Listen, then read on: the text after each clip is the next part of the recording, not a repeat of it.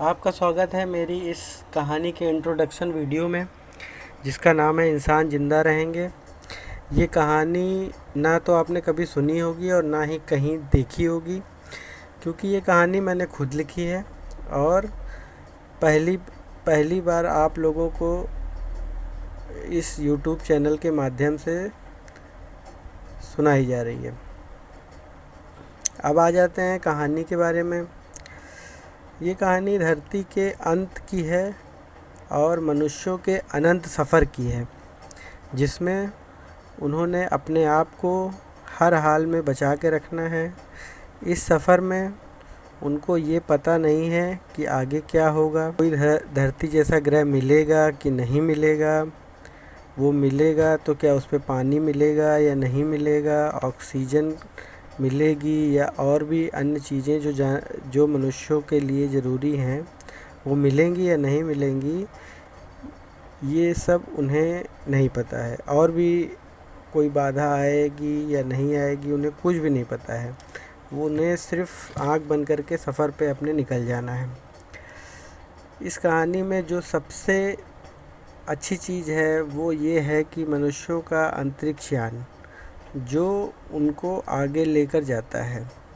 इस यान की खासियत ये है कि अपने आप में ये सेल्फ डिपेंड है।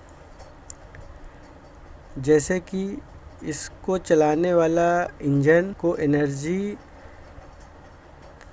कई तरीक़ों से मिलती है, जैसे पहला सोलर एनर्जी से, दूसरा अंतरिक्ष में पहली रेडिएशन से और तीसरा न्यूक्लियर रिएक्टर से। इनमें से जो भी उसे मिलता है उससे वो यान चला सकता है।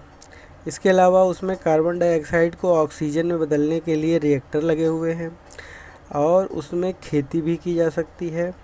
इन सभी चीज़ों की वजह से इस यान को कभी भी रुकने की कहीं ज़रूरत नहीं पड़ती है। वो अपने आप में सेल्फ डिपेंड होता है और वो अपने आप में छोटा मोटा चलता फिरता ग्रह होता है। इस यान के द्वारा ही मानवों को आगे जाना है और आगे जाकर उन्हें पता चलता है कि असल में उनको किसने बनाया है, और ऐसी ही बहुत सारे राज जो कि शायद पृथ्वी पर वो कभी नहीं जान पाते, उनको ये सब कुछ पता चलता है। उन्हें ये भी पता चलता है कि हमारे प्राचीन ग्रंथों और देवताओं का अंतरिक्ष से क्या संबंध है, और ऐसी बहुत सारी चौंकाने वाली चीज़ें जो कि इंसानों को पता चलेंगी और वो उनके लिए बिल्कुल नई हैं। और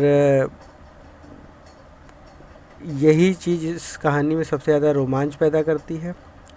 इसलिए आप सभी को से निवेदन है कि इस कहानी को पूरी सुनें और इस चैनल को तुरंत सबको सब्सक्राइब कर लें और बेल आइकन को भी दबा दें, ताकि जैसे ही कोई नया पार्ट आपको मैं डालूं तुरंत आपके पास पहुंच जाए। और अगर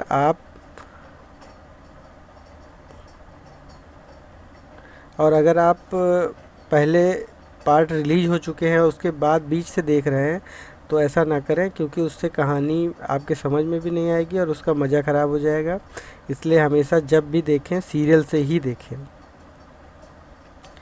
यानी कि पहले इंट्रोडक्शन, फिर पार्ट 1, फिर पार्ट 2, ताकि कभी भी आपको कहीं से भी कहानी में कोई दिक्कत ना आए। ओके दोस्तों, बाकी मैं अगला पार्ट इसका जल्द से जल्द लाऊंगा। धन्यवाद।